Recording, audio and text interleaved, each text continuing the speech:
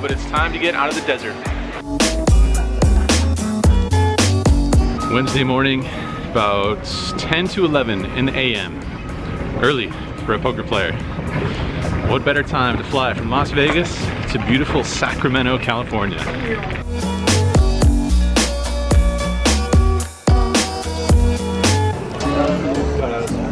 Morning, gentlemen. Morning. Bradley, Jeffrey.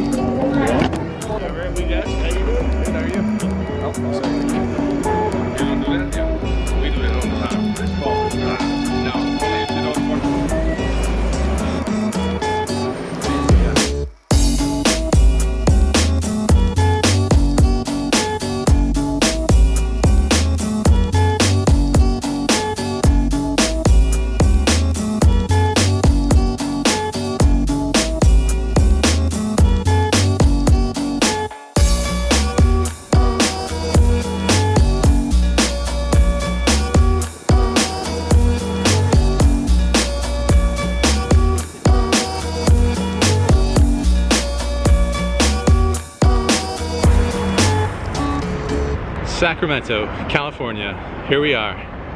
You're probably wondering, obvious question, what are we doing in Sacramento? Well, I don't know if you guys have heard, but we're gonna do this little vloggers game thing. We're gonna be over there at Stone's Casino, and I got 7 of my fellow poker vloggers to come play poker with me. I mean, I shouldn't say I got them. You guys arranged this game, that's the truth. This was your guys' idea, actually. When we all kind of got started, our first handful of videos in, some viewers kind of gave the suggestion that it might be fun to get everyone into a game together and then get each person's perspective on that game. For the most part, it's me talking about random player that I come across in the Bellagio, random recreational player, ex-tough reg, you know, pretty nameless, pretty faceless for the most part. This game should be interesting. This game should be a little bit different because it's going to be me versus Brad Owen. It'll be Ray's Rail versus the Poker Kraut. It'll be Check Race Charles versus Bite King. You guys will meet all these fellow poker vloggers in a little while, a little bit later. A few of them are right back here. My first time here, never been to Sacramento, so just kind of taking it in a little bit before we head over to the casino. So that's the plan. The live stream is happening tonight. By the time you guys see this, it'll already have happened. But I'm gonna capture some of the game here, and of course talk about some hands. Some interesting hands versus some poker vloggers. We'll see who stacks who sucks out on who, and who bluffs who and all that fun stuff. But there's 8 of us, which means there's only 1 seat that was left open for a local here in Sacramento. So as a result, we're gonna try and get together with some of you guys, some of you fine vlog watching folks before the game starts at the tavern, the center bar at Stone's Casino. All right, I'm gonna wrap it up here. Walk around a little bit, take in the sights a little bit, the Sacramento sights, then it's casino time.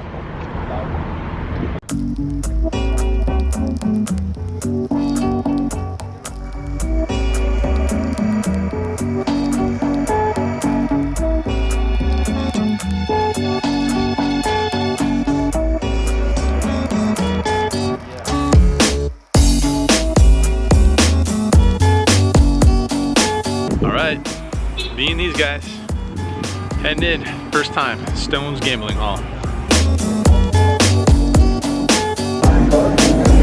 What's up, Andrew? How's it going, buddy? You as well. Awesome. That's good news. Andrew. Hey, nice to meet you, man. You as well. All right, guys, we are here at Stone's Casino, just doing a quick hangout session for about 45 minutes to an hour here at the tavern. It's like their center bar type thing. Pretty nice. Nice selection of beers for sure. Come say hi to Ed real quick with his homemade shirt. Oh. You need to get that one in there for sure. There you go. Looking good, Ed. Yeah.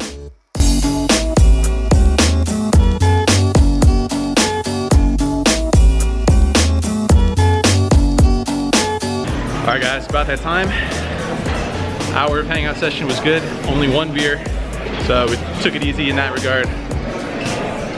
Take it somewhat easy, maybe not so easy while we're in the game. Who knows? We'll see. But hopping in the live stream now. Let's go.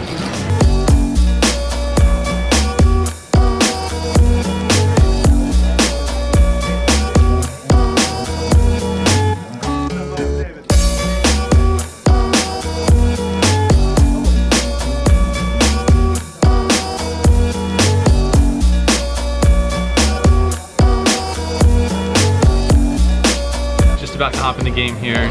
We're gonna start it off as 1-3, 500 max buy-in. I feel like there's gonna be a lot of gambling. So I don't know, it should be fun. It'll be fun to watch it all later, and I don't know. I'm sure I'll report back here shortly with some hands, some interesting hands, I'm sure. We don't have to be forced off. Let's play it until 4 in the morning. I would like to. Let's live stream forever. Can you ask Art if he's available?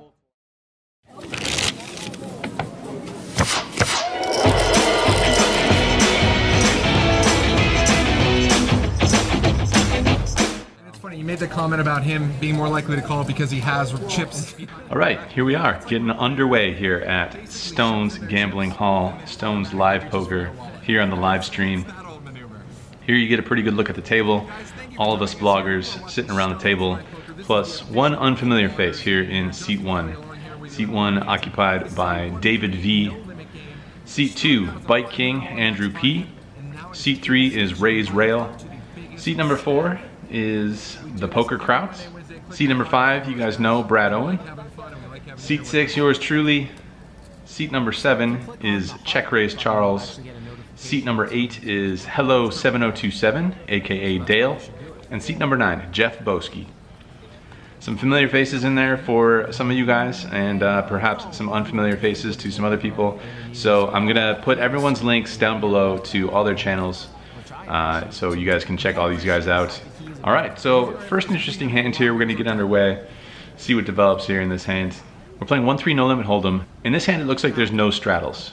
We were getting a lot of straddles in this game, and it was, I think, pretty impossible for the technical team there at Stones to keep up with all the straddling going on. But there was many hands where there was more than one straddle. Even if it was a dead raise, there was a lot of that going on. Anyway, in this hand, I am under the gun +2. Find King Queen offsuit, make a standard raise to 15. David V is going to defend here on the button.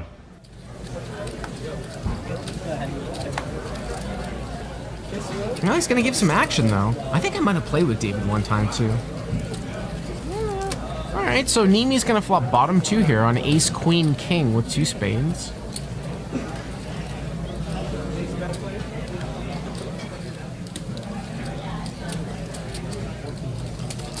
And a call. Well, a queen would be a spicy card here, or a 7.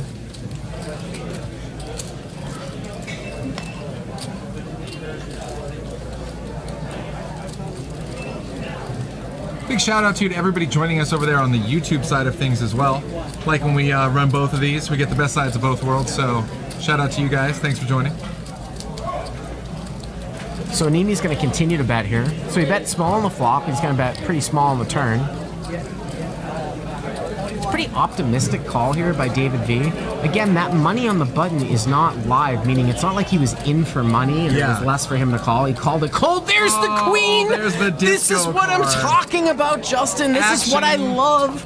I mean, the thing with Queen 7 is he still doesn't beat pocket aces and pocket kings, but it's the pain card. That's what I'm talking about. Train wreck. That's what I'm talking about. At least we're gonna go bet call. You know, we're gonna go bet call all day.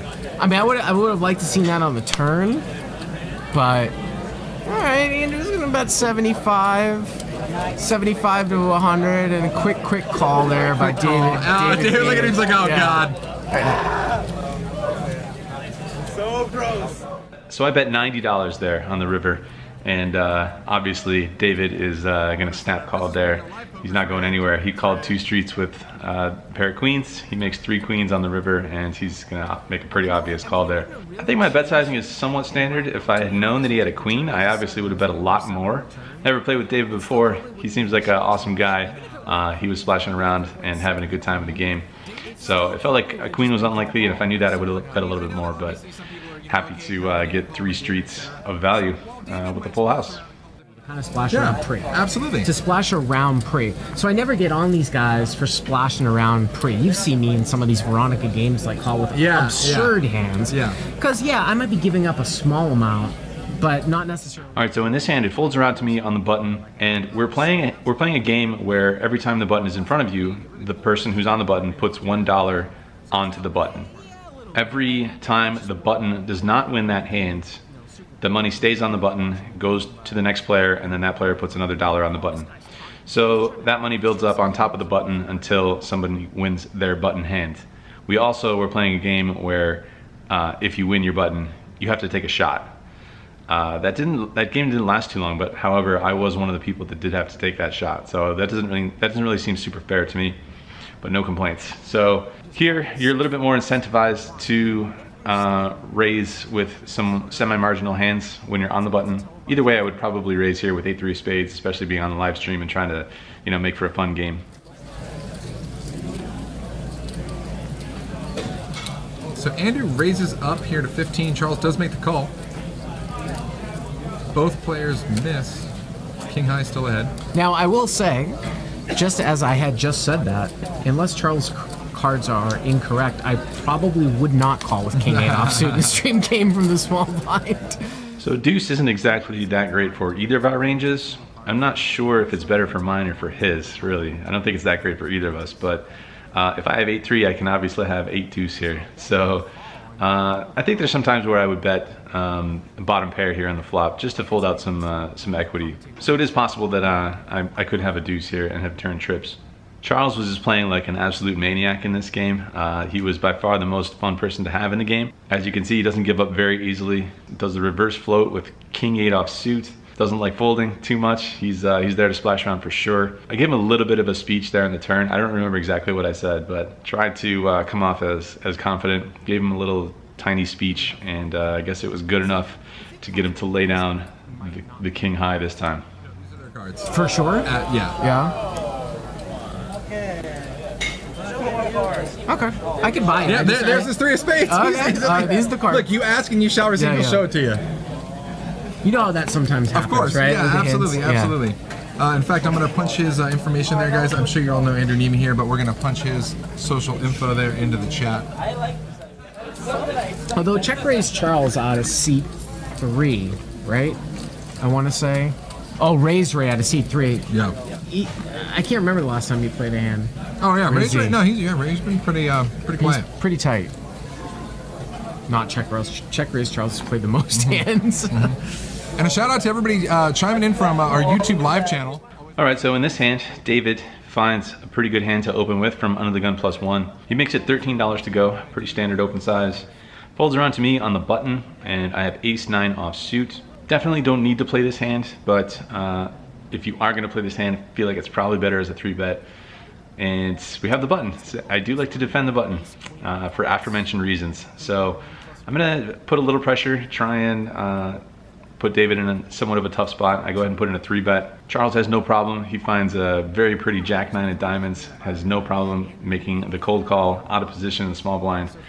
And David's hand is way too good to fold here to a simple 3-bet, multi-way even. So we're going 3 ways here. No, pretty tough to get a 3-bet steal in this game. 4-4-10 on the flop. David's still with the best hand here. Possible running flush potential. So another thing to note here, Justin, is the fact that Charles has cold called out of the small blind, 40 cold with Jack-9 of diamonds. So an open, a 3-bet, and a cold call in the small blind. Maybe he tries to exploit the fact that he got the small blind special and rep a 4. And he is going to call. Wow. I was going to say, I would thought that David V would certainly call heads up, but against 2 people, and Neeme is going to get called in both spots. No one has a pair. The turn is a 4. It brings a backdoor heart draw out there. Still, no one has a pair. Oh, guys, we got in some special news. and we'll be telling you about that a little bit here. So is this going to get checked through where ace queen, as the guy that overcalled the flop, is actually going to win it here in a 3-bet pot? I mean, if you're Neeme, it's just like you probably would never check an overpair on the turn. He is going to check it. Yeah, he's just going to give up. Once I get called in 2 spots, I feel like it's going to be tough to push people off of this hand. Even when the turn comes a 4, so there's 3 4s up there now, and it seems less likely that anyone has a 4. You could probably get some hands such as 5s, 6s, 7s, 8s, and 9s to fold on the turn here with another bet. But getting called in 2 spots, I just decided to take the free card and maybe try and make some sort of a hand on the river, but just a little bit discouraged from trying to barrel these guys off of a hand. Even if I did try and barrel here, it seems to be unlikely to have worked because Charles, after the hand is over, says, why can't you just put another bet out there so that I can check raise you? And I guess he was gonna try and live up to his name. His nickname is Check Raise Charles. So I don't know how successful that would have been either. Ace queen's gonna win.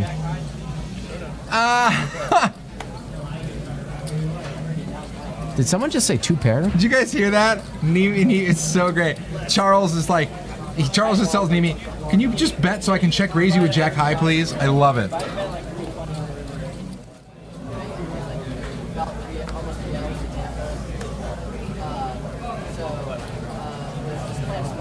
Looks like Neeme's going to open here to 15 with queen jack. And by the way, too, you know, and Charles is going to 3-bet, of course, to like 40. So here it folds around to me in middle position. Find queen jack offsuit and make a standard raise to 15. Check raise Charles right behind me makes very, I guess, standard for him 3-bet with 6-4 offsuit to 45.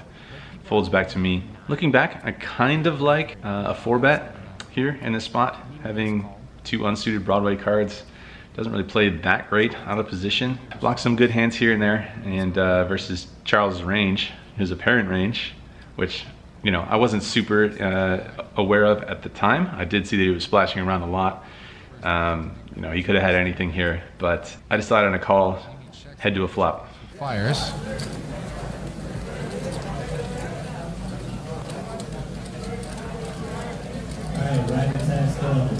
I just think that if you're going to open your game up and try to 3-bet bluff, probably the guy that plays the highest at the table, you want to do it with some playability, you want to do it with some blockers. I just wouldn't choose to do it with 6-4 offsuit.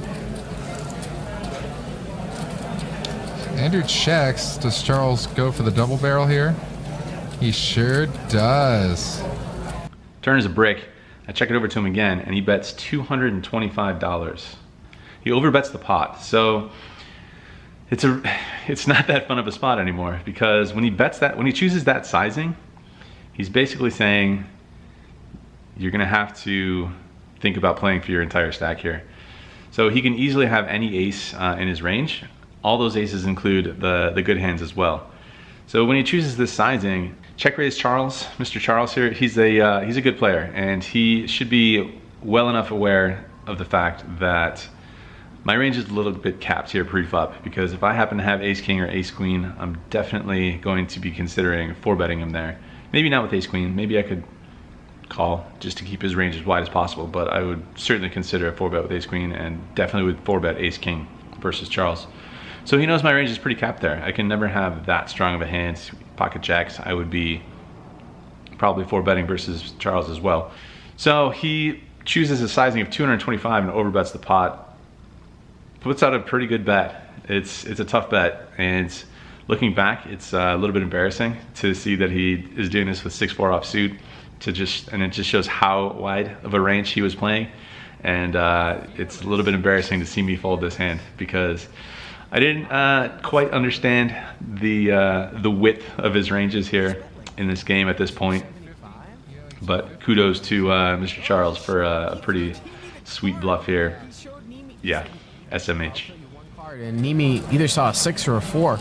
Wow, I wonder if that one's gonna get. I wonder if that one's gonna get on the vlog.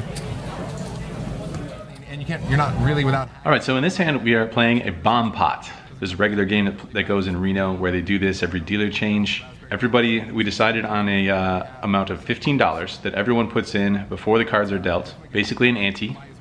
Then everyone receives their cards, and then we go directly to the flop, and action plays out as normal from there. So pretty fun. Every time the dealer changed, I think they were changing dealers every 40 minutes at Stones, and so it builds a nice little pot. And you know, everyone's ranges are super wide, literally any 2 cards, as we head to a flop. And in this particular bomb pot, I get the lovely 4 deuce, and the flop comes ace king 3. So flop a gut shot. Action checks over to me, and I'm gonna try and pick up all that bomb pot money. Not a whole lot going on. 4 deuce is a gut shot from Andrew Neeme. All right, so yeah, top pair for Bite King, way out in front right now.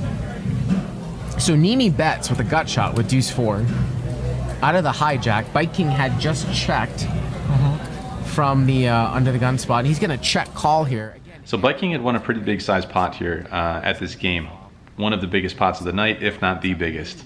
And when he won the hand, he showed a lot of emotion, and he celebrated, and it was pretty fun to see. So what I took from that was that he's taking the game pretty seriously. He's there to try and win some money. He doesn't want to try and make a mistake. He's trying to do well in the game. Even though I only bet $30, I don't think Bite King is going to be peeling with a pair of kings or a pair of 3s. So he always has some sort of an ace, probably not that strong of an ace, considering that he can literally have any ace in this spot. I don't think he is going to be looking to hero it down here. I think he's looking to play some strong hands and win the money, and not really get into too many marginal spots for decent size bets and for his stack. I think from Neeme's perspective, like I said, the guy just said I just won the biggest pot of my life for like $1,000. Does he want to play a hand that might be just 1 pair because he checked the flop and just check called when I can have anything because there's no definition pre-flop? So I think that's a really good bet here by Andrew. We were playing a game where you show 1 card. I think some people were forgetting to show 1 card at the end of their hands, their winning hand sometimes, not to rub it in his face or anything like that. He seems like a nice kid. So after that fun hand, it was time to hop into the commentary booth for a couple last hands. My first time in a live poker commentary booth. All right. Andrew Neeme in the house. This is happening. What's going on, brother? It's happening. Yeah. We're watching this. Get it. Look at these guys. Look at these heroes. Look at these guys. Now, this is cool because you can commentate on your own play, and you're like, God, watch how bad I play this hand, guy. I know. Pretty much. I felt like I was like a little bit handcuffed through this session. There's a couple of hands where I wish I played a little bit differently, but. Well, it's funny because we saw the one hand where you had ace 10, and I think this is an interesting hand. Okay, good. We're gonna watch this unfold. Yeah, walk us through it. All right. Well, Brad opens from early position. He's +1, and he opens the pot, and so he's not coming in super loose. And I have ace king right behind him, and I think it's a little bit optimistic to just put in a 3-bet like that early versus Brad Owen, and to like get him to peel super light with that wide of a range. If I 3-bet there in that spot, so I'm going to try and invite some calls in here with the ace king. Everybody's got a little bit of piece here. Wow. Okay, so I'm watching this like this is. Yeah, now you actually know the dynamics of it, right? Yeah. So I'm seeing what happens here, and Race has Jack 10 of spades, which surprises me. Oh yeah, he's been playing so tight tonight. I mean, he's like been queens or better all night, and so this super surprises me. So you're gonna see what happens here. Man, that really surprised me that he 3-bets Jack 10. Right? And everybody, even in the chat, be like, damn, Ray's getting out of line right here. So the 2 guys that were the tightest at the table are Mr. Rays and Mr. Bite King, sitting side by side. Absolutely. Just looking for some good spots, the 2 of them.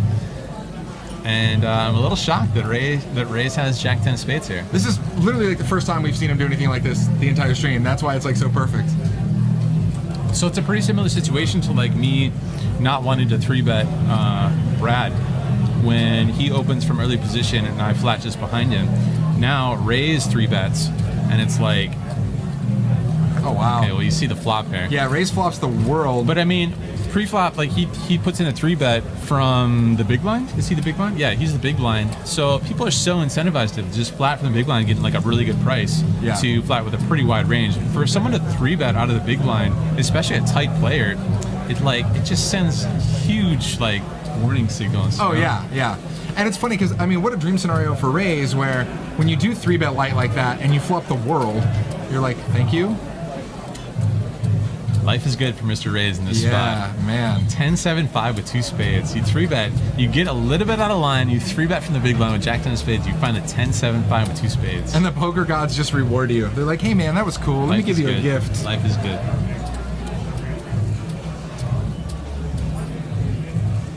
Brad doesn't have too many options here. He's got the same mindset as I do. Like we're all paying attention to how many hands Rays has played. Yeah. You know, me and him, we're keeping an eye on this corner here between Mr. Bite King and Rays Rail. They haven't played too many hands. He's going to get a lot of credit there for his 3-bet out of the big blinds. Finds a good flop. He's going to take it down with a pretty simple C-bet, and that's the end of that hand.